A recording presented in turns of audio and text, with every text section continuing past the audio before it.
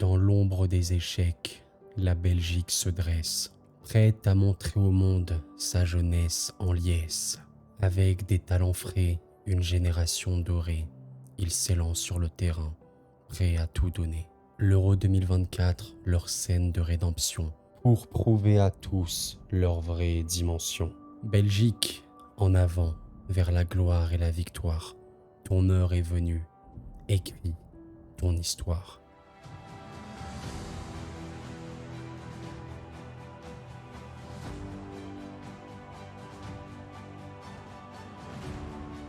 Qu'est-ce que j'aime cette équipe belge. Sincèrement, je pense que c'est parmi les équipes que je préfère dans le football de sélection. Et les amis, quel plaisir infini de vous retrouver pour parler de cette merveilleuse équipe belge. Je suis même déjà allé en Belgique, à Bruxelles. Bon oui, un peu cliché Bruxelles. J'ai mangé les meilleures frites de ma vie. Ramenez-moi à Bruxelles, j'ai faim. Mais on n'est pas là pour parler de food. On est là pour parler de foot. Et oui, il y a une grosse différence. En tout cas, je vous souhaite vraiment une excellente vidéo, le deuxième épisode de la Chorosphère Euro Édition.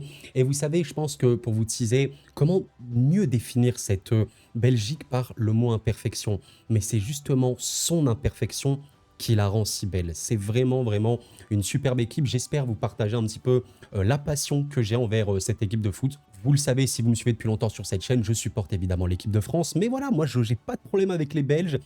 J'ai déjà connu des Belges, j'ai pas de problème avec la Belgique, j'ai aucun souci. Je sais qu'il y a énormément de chambrage par rapport à la Coupe du Monde. Mais voilà, si vous êtes belge, vous êtes le bienvenu. Et n'hésitez pas à appuyer un petit peu mes propos dans cette vidéo parce que je ne suis pas du tout un spécialiste de la sélection belge. Je ferai ma vidéo de manière humble, modeste, sans prétention, en disant ce que je pense tout simplement. Bon, et avant de parler de l'équipe et de la probabilité que la Belgique aille loin ou non dans cet Euro, on va quand même évoquer un petit peu la rétrospective, comme je le fais pour toutes les sélections. Bon, l'histoire de la Belgique, en tout cas en Coupe du Monde déjà dans un premier temps, on parle d'une équipe voilà, qui a déjà été plusieurs fois non qualifiée, qui a quand même eu en 86 une demi-finale, 4e place. C'est vraiment bien, évidemment, on le sait, la ultime génération belge, un petit peu des dernières années, avec en 2018 une 3e place exceptionnelle. Et je sais que c'est un grand regret, je pense, pour les Belges, même encore aujourd'hui. N'hésitez pas à me dire si ça allait encore, mais en 2018, ouais, la Belgique aurait pu et aurait dû gagner la Coupe du Monde. Je pense que tu battais l'équipe de France, les Belges étaient champions du monde, sans rien enlever à la Croatie, qui est une équipe absolument fabuleuse. Je pense que la Croatie était la meilleure équipe du tournoi cette année-là, et voilà, la Croatie, la Belgique, je voulais dire, et voilà, et au final, en 2022, une phase de groupe tellement dommage au Qatar, où tu sens qu'il y a beaucoup de choses qui ont été perdues. C'est dommage, mais voilà, un peu, la belle époque est passée, comme on a dit, mais je pense quand même que groupe en 2022, c'est un échec. C'est un gros échec. Et à l'Euro, particulier quand même, parce que le premier Euro de la Belgique, on part en 72, une 3e place, c'est énorme. En 80, tu as une 2e place, donc c'était fou. Après, il y a eu, on va dire, une sorte de traversée du désert. Et avec cette génération, De Bruyne, Hazard, Lukaku, machin, tout ce que tu veux, on a eu quart de finale, et voilà, c'est malheureux, mais il y a un peu ce plafond de verre d'écart, et on va en parler un petit peu plus tard dans la vidéo, mais on parlera où va aller cette Belgique. On en parlera à la fin de la vidéo, mais voilà. Car il y a quand même, voilà, je pense, pourquoi pas gratter plus, on verra bien avec les joueurs présents. Et du coup, parlons des joueurs. Et honnêtement, il y a vraiment des choses à dire. Mais avant de totalement en parler, je tiens à m'excuser d'avance si j'écorche certains noms. Je suis désolé.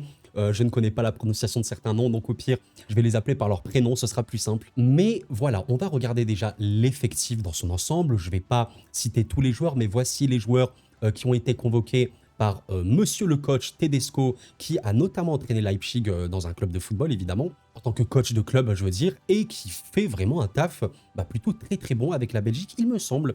Dites-moi si je me trompe, mais à l'heure où je m'exprime, on est juste avant le match contre le Luxembourg.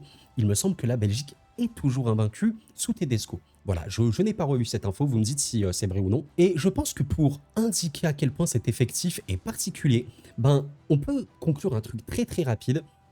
Une attaque absolument choquante, de très loin. J'allais dire une des meilleures attaques d'Europe, mais une des meilleures attaques du monde du football, littéralement.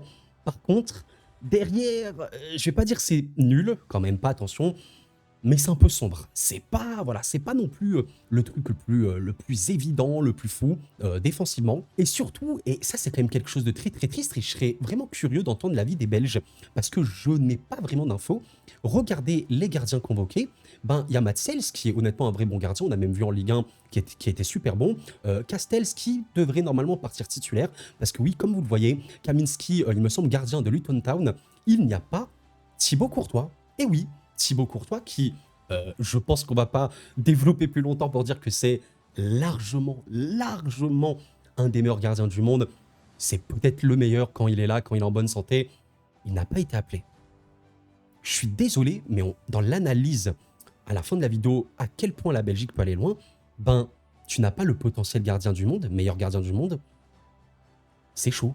C'est chaud. Surtout qu'on sait que voilà, cette Belgique, défensivement, c'est pas la folie. C'est pas la folie, sachant que, semblerait-il, la Belgique va jouer en 4-2-3. Avec Tedesco, la Belgique a quasiment, je crois même tous les matchs joués comme ça. Donc il y avait une défense à 3 avant qui a été abandonnée, même si voilà, il y a des joueurs, bah, je pense notamment à Witsel qui a été rappelé, qui joue dans une sorte de défense à 3, il me semble, à l'Atlético. Mais voilà, il y a sur Transfer Market, vous voyez que notamment Théâtre est indiqué comme défenseur central. Faz évidemment est un défenseur central, lui qui a fait vraiment une bonne saison, je pense, avec Leicester. Mais dans une défense à 2, et c'est là où c'est quand même particulier, ben tu mets qui? Je pense que Arthur Théâtre devrait normalement être le latéral gauche, mais voilà, il n'y a pas de latéral gauche de métier, parce que voilà, même à Rennes, il joue quand même dans un rôle de défenseur central. Après, bon, en vrai, il peut être latéral quand même, il faut pas fumer. Mais oui, c'est vrai que concernant la défense centrale, c'est un il y a une vraie interrogation. Est-ce que tu vas mettre Debas, qui est quand même très jeune? Je pense que c'est un vrai espoir du football belge, à Anderlecht, bon, ok. Est-ce que tu partirais sur Vertonghen, Witsel, qui sont un peu des joueurs d'expérience, mais les amis, Vertonghen et Witsel, 37 et 35 ans. Alors là, je ne fais pas tout, mais quand même, c'est aussi, je pense, une défense assez lente. Particulier de se dire ça comme ça. Et bon, Vertonghen, comme vous voyez ici, il est blessé. Donc à l'instant T, on ne sait pas s'il va faire l'Euro. Enfin, peut-être que j'ai raté l'information, mais on ne sait pas. Donc, qu'est-ce que tu ferais au final? Tu ferais Witsel en défenseur central, mais voilà, il est quand même vieux. Avec l'Atlético, il joue à 3, mais tu mets qui avec lui? Est-ce que tu mets vraiment Debas qui est quand même jeune, ou est-ce que tu mets Faz qui, voilà, bon, 26 ans, Leicester, qui a voilà fait une bonne saison, mais c'est rien de non plus fou. Je pense que la seule, on va dire, garantie, c'est un peu Castagne en arrière droit qui, voilà, normalement devrait tenir sa place avec Thomas Meunier en concurrence, mais je pense quand même que Castagne est devant. Et c'est vrai que je ne l'ai pas oublié, les amis. Non, j'en ai pas fait une vidéo, mais j'ai failli en faire une un jour. Maxime de Kuiper, je suis désolé si je défends son nom, qui honnêtement, ben, je trouve exceptionnel. Alors, il est jeune, il n'est pas non plus tout jeune, 18 ans et tout, mais waouh, waouh, la saison qui sort, elle me choque, hein. Honnêtement, il te sort une saison avec Bruges qui est absolument phénoménale. Mais est-ce que notre cher Maxime jouerait titulaire? Donc en vrai, vous voyez, ce qui est assez fou, c'est que quand on voit les latéraux, ben Maxime de Kuiper, avec potentiellement Théâtre, de l'autre côté Castagne et Meunier, bon, dans l'absolu, franchement, il y a pire. Honnêtement, il y a pire. Mais c'est l'axe. L'axe, ça me fait un peu peur. J'ai même assez peur par rapport à l'axe, surtout que ben, j'ai rien contre Sels, Castells ou Kaminski, surtout que Castells voilà, devrait être titulaire normalement. J'ai rien contre eux, les gars, c'est pas Courtois. Donc ça fait un peu peur. Voilà, j'aimerais vraiment l'avis des Belges vis-à-vis de ça, ou les suiveurs hein, notamment du football belge, mais oui, ça peut être une grosse interrogation. Mais en tout cas, voilà, Tedesco a clairement, contre ce match-là contre le Monténégro, a testé un petit peu cette ligne défensive avec Meunier, De Kuiper justement sur les latéraux et Faz de Bast. Bon, voilà, je sais pas du tout si ce sera pardon, si ce sera ça, je parle trop vite souvent dans mes vidéos, je suis désolé. Au final, il y a quand même Witsel qui est rentré. Bon, on verra bien. Un chantier important en défense et c'est pour moi l'interrogation majeure. À noter que Castells était titulaire. Ok. Maintenant, on va quand même passer sur des choses plus intéressantes. Et en vrai, j'ai parlé de l'attaque qui était formidable. Mais en vrai, il y a un entrejeu qui est plutôt bien, notamment grâce à un homme qui a une très belle valeur marchande. Bah, je parle évidemment d'Amadou Onana, qui fait vraiment beaucoup de bien à cette Belgique. Je ne sais pas à quel point il a changé la dimension de la Belgique, mais en tout cas, on avait peur un peu du renouvellement. Sincèrement, Onana est très bon. Il fait également une vraie bonne saison en club. 50 millions, bah, c'est vraiment un gars qui a une belle cote et il devrait être titulaire à 100 000%. Lui, il n'y a pas de stress. Voilà, d'ailleurs, il a joué contre le Monténégro. On sait que Tedesco joue avec ce double pivot. Un 4-2-3, un double pivot. Et Onana, il est titulaire. Les gars, on ne va pas réfléchir. Onana est la raison de pourquoi la Belgique a cet équilibre-là. Et mine de rien, même si derrière, c'est un peu sombre, il y a Onana. Et ça, c'est vraiment, vraiment super, super positif. Bon, la question, qui pour accompagner Onana dans un 4-2-3-1? Et ça, c'est assez particulier parce qu'il y a beaucoup de, je pense, de bonnes pistes. Bon, tu as des joueurs comme Keita qui voilà, sont encore un petit peu jeunes, ils ont le temps de faire leur nid et peut-être pas un talent aussi fou et une percée aussi folle qu'Onana qui est également très jeune. Vermeeren, alors je crois, je sais pas trop, je me suis pas renseigné non plus trop longtemps, mais semblerait-il que c'est un joueur avec un fort, fort, fort, fort potentiel. Déjà coté à 30 millions sur Transfer Market à seulement 19 ans. Franchement, c'est énorme. Gros problème du joueur, il n'a pas joué. Il n'a quasiment pas joué avec l'Atlético. Ça me semble quand même très très chaud de le voir commencer titulaire à l'Euro. Donc on pourrait se dire Tillmans, qui est un joueur quand même, j'allais dire d'expérience. Oui, il a l'expérience, il n'est pas non plus très vieux, qui a fait sa saison en plus. Mais Tillmans, vous savez, c'est pas forcément le joueur qu'on voit dans un double pivot. Il est plutôt avancé quand même, j'allais dire milieu offensif, mais un petit peu quand même. Et il n'est pas forcément à l'aise dans ce système-là, plus dans un sort de 4-3-3 et voilà. Mais à noter Tillmans, alors pourquoi pas Mangala qui a fait une saison un peu en dents de scie avec l'OL. Mais Mangala, dans l'absolu, c'est quand même un joueur qui peut apporter beaucoup de bien. Et je pense qu'on peut trancher sur ça. Onana, Mangala, dans le double pivot. Vous me dites ce que vous en pensez, mais quand je vois déjà ça, Onana, Mangala, derrière, bon, c'est un peu compliqué. Je me dis, au moins, je vais pas dire que tu as une garantie, mais c'est bien. C'est vraiment très bien. Il y a vraiment pire en double pivot. Pas mal, franchement pas mal, je pense que ça peut partir sur ça tranquillement. Et là, on va voir pourquoi la Belgique, je sais pas trop comment j'ai titré cette vidéo, peut-être est-ce que la Belgique va gagner l'Euro, etc. Est-ce que la Belgique peut gagner l'Euro? Mais la Belgique a des monstres offensifs. Et ça, c'est la raison pour laquelle cette équipe fait peur. Parce que les gars, la qualité offensive. Mais regardez les noms. Kevin De Bruyne, bon, est-ce que je viens de développer?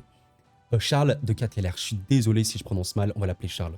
Exceptionnel, on l'a bien vu cette saison avec l'Atalanta, avec ses chers amis Skamaka, et j'ai oublié le troisième offensif, Lookman évidemment, MDR. Jérémy Doku, j'ai fait une vidéo sur les cracks à suivre très récemment sur la chaîne, j'ai évidemment parlé de Doku, légendaire. Troussard, quelle saison de port. Carrasco, voilà, qui est un peu vieillissant, mais qui peut toujours être là. Bakayoko, oh, formidable, la saison qui sort avec le PSV, les amis. C'est merveilleux.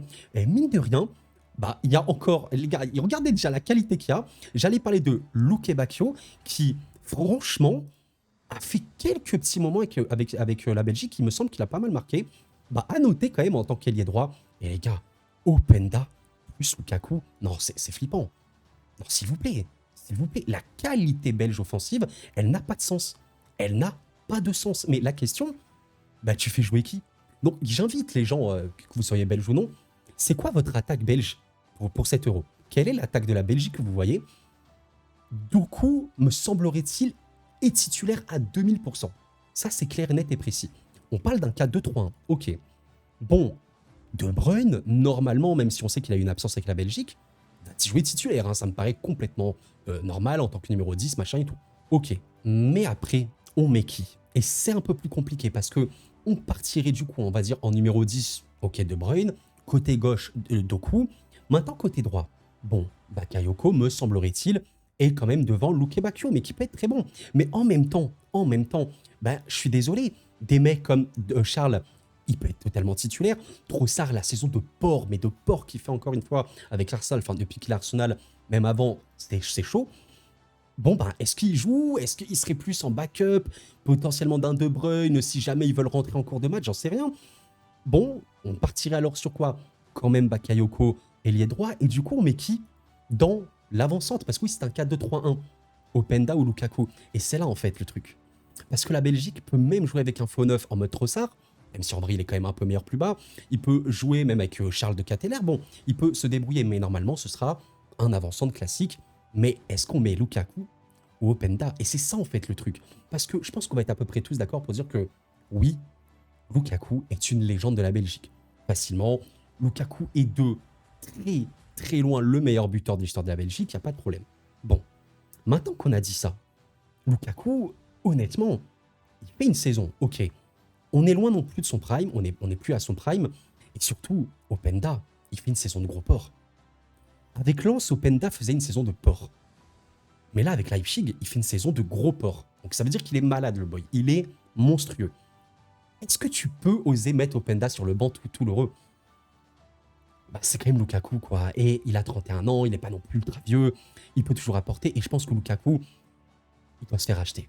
Il doit se faire acheter parce que on a cette image, vous savez, Lukaku, c'est un joueur que j'aime énormément, hein, sincèrement.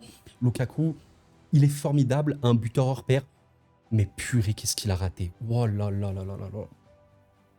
Oh, il y a honnêtement, parfois, je voyais des matchs de la Belgique, j'étais en mode, je suis pas belge, je suis heureux. Non mais, sans offense, hein, vous l'avez compris, je rigole. Quand je dis ça, je suis en mode, purée, mais qu'est-ce qu'il a raté. Je pense que les Belges, vous vous déchirez les cheveux. C'est affreux, affreux le nombre de ratés de Lukaku, même lors de la dernière Coupe du Monde ou du dernier Euro. C'est terrible, terrible, terrible pour Romelu Lukaku. Mais voilà, je pense quand même que si vous me posez la question, ouais, Koro, tu vois quoi comme attaque finalement? Bah peut-être un truc, on va dire, comme De Bruyne. Côté gauche, on va mettre Doku. Côté droit, on va mettre Bakayoko. Et en pointe, on va quand même mettre Lukaku parce que l'expérience, machin et tout. Et en backup, je suis désolé, mais sur le banc, quand tu as mais autant de talent, Luke Bakio, Trossard, Charles de Ketelaere notamment, bah c'est énorme. C'est énorme. Et cette raison, enfin je veux dire cette attaque est la raison pour laquelle la Belgique, c'est très très chaud. Bon, avant de parler du groupe et de mon pronostic, j'ai quand même envie d'aborder rapidement la question de l'aspect psychologique. Comment doit aborder la Belgique cette compétition? Je ne sais pas si c'est très français ce que j'ai dit, mais voilà. Quel état d'esprit pour les Belges et même pour les supporters belges, comment on doit aborder cette compète? C'est honnêtement dur à dire, parce que je pense qu'il y a de l'attente totalement normale. Avec de tels joueurs, il doit y avoir de l'attente. Mais est-ce que les Belges, je me mets à la place d'un Belge, je suis belge, je me dis, est-ce que là, je me dis la Belgique doit gagner l'Euro à tout prix? Je me dis que c'est quand même très, très, très, je vais pas dire improbable, mais l'Euro est extrêmement compliqué. Cette année, beaucoup de pays peuvent faire un truc. Mais je me dis, bon, un peu répétitif par rapport au dernier Euro, mais quart de finale, tu as fait ton taf. Surtout qu'on va essayer de regarder un petit peu comment est le groupe et le tableau potentiellement. Je me dis que quart de finale, c'est quand même possible. La Belgique est dans le groupe E avec la Slovaquie, la Roumanie et l'Ukraine. L'Ukraine est une vraie belle équipe, je pense qu'on l'évoquera peut-être rapidement dans une vidéo globale en parlant de tous les pays d'Euro. Mais sincèrement, une vraie belle équipe. La Slovaquie et la Roumanie, ce n'est pas qu'ils sont nuls, honnêtement, mais c'est beaucoup moins gros. Et je pense que c'est parmi les groupes, entre guillemets, les plus accessibles. Sans manquer de respect, évidemment, à ces équipes-là. Bon, on va regarder tout simplement, comme j'ai pu le faire pour l'Allemagne, regardons le tableau de la Belgique. La Belgique est dans le groupe E. Je pense qu'on peut, sans voilà, se mouiller trop, la Belgique finir première de ce groupe, c'est pas improbable, on est bien d'accord. Normalement, si la Belgique fait le taf, elle terminera première de son groupe. Ok. Maintenant qu'on a dit ça, bon, tu es premier, tu es contre un troisième de groupe. Ça, c'est plutôt un gros avantage. Alors attention quand même, parce qu'on voit qu'il y a le groupe B. Je rappelle quelque chose, le groupe B, c'est un peu le groupe de la mort, où je pense qu'un troisième de groupe ici, c'est énorme, que ce soit la Croatie, l'Italie ou l'Espagne, ou même l'Albanie, c'est un vrai client. Mais voilà, je me dis que la Belgique, bon, pourrait avoir un peu de chance et ne pas tomber non plus contre ça. Donc on va dire, allez, on va se projeter, bah, Belgique 8e contre un troisième de groupe qui n'est pas la Croatie, l'Espagne ou l'Italie, par exemple. Ok, ça peut le faire. Sachant qu'en plus, contre ces équipes-là, la Belgique peut le faire. C'est une équipe qui, dans le jeu, peut poser problème à ces équipes-là. Ensuite, on va dire, ok, tu vas en quart. En quart de finale, bon, tu affrontes qui? Apparemment, tu affrontes le deuxième du groupe F ou le premier du groupe D. Voyons un petit peu ça. Qui est le deuxième du groupe F? On a, bon bah voilà, parmi ces équipes-là, je pense que le Portugal est quand même bien parti pour finir premier. Donc, potentiellement, Turquie, qui est, par exemple, très bien, même la Géorgie ou la Tchéquie, qui peuvent faire un truc, pourquoi pas. Mais, et là on va un petit peu rire, et je vous avoue que quand j'étais en train de préparer cette vidéo, j'ai fait « Mais attends, mais la Belgique, si elle va en quart, c'est qui le premier du groupe D? Mais qui est le premier du groupe D ?» J'ai fait mes recherches, et j'étais en mode « Alors, premier du groupe D, qui peut terminer premier ?» Là, je vois France. Et honnêtement, les gars, France-Belgique en quart, qu'est-ce que j'ai pas envie de ce match? En fait, j'ai envie, en même temps, j'ai pas envie. C'est un match trop de tension et tout, mais en vérité, c'est probable. Parce que la France, sans dénigrer les trois autres équipes, la France est au-dessus. La France est quand même au-dessus de ces équipes-là, que ce soit individuellement, même collectivement, je sais qu'il y a des incertitudes, mais ça a une meilleure capacité à rebondir, etc. Donc on peut considérer que la France peut terminer première de son groupe. Il y a un monde où on a Belgique-France en quart. J'ai rien contre nos amis belges. Belgique-France en quart, oui, la Belgique peut éliminer la France. Ça ne fait aucun doute. Je rappelle que c'est du football, et encore plus le football de sélection, tout est possible. Clair, net et précis. Par contre, la France a quand même une probabilité de victoire qui me semble plus importante. Derrière, pour la Belgique, c'est pas assez solide. Tu vas affronter des Griezmann, des Dembélé, des Kylian Mbappé, Barcola, machin, truc au milieu. Enfin, c'est énorme. Honnêtement, c'est énorme. Et c'est pour ça que j'ai envie de. En fait, j'aimerais bien dire demi-finale pour les Belges parce que j'ai un feeling. Je sais pas trop si vous l'avez. N'hésitez pas à me dire, mais j'ai un feeling pour la Belgique qui pourrait aller loin. Mais vraiment aller loin, pour moi, c'est demi. Maintenant, car me semble être le prono, je vais pas dire de tout le monde, mais je pense que quand on voit le tableau, quand on regarde, quand on essaie d'analyser les forces et les faiblesses de toutes les équipes, quart de finale pour la Belgique, ça me semble pas du tout honteux. Et la probabilité la plus forte à cet instant T. On verra quand la compétition commencera. Vous me dites ce que vous en pensez. Les amis, c'est la fin de ce focus sur la Belgique. Le deuxième épisode de la Chorosphère est terminé. Si vous l'avez apprécié, merci de laisser un like avant de quitter la vidéo. Et si vous êtes nouveau ou nouvelle, n'hésitez pas à vous abonner. Je vous remercie du fond du cœur. Cette sélection est vraiment super belle et quand tu vois tous les talents qu'il y a, en vrai, tu peux dire que ouais, la Belgique peut faire des très très belles choses à l'avenir, malgré les retraites de Hazard, de Bruyne qui vont bientôt arriver, notamment Lukaku et tout. Il y aura de belles choses, j'en suis sûr, pour cette sélection. Je serais curieux d'entendre votre pronostic, vraiment, vraiment. On fera une vidéo pronostic global, vous inquiétez pas. Mais n'hésitez vraiment pas à me dire qu'est-ce que vous en pensez. Quart de finale, ce serait bien, même si c'est redondant, c'est vrai. Après, si tu fais quart, tu arrives potentiellement à éliminer la France. Bon, je serais écœuré, mais waouh. Là, pour moi, tu élimines la France, tu peux clairement tout faire. Ça va être dingue. Les amis, merci d'avoir suivi la vidéo. C'était Koro, prenez soin de vous. Et la paix sur vous.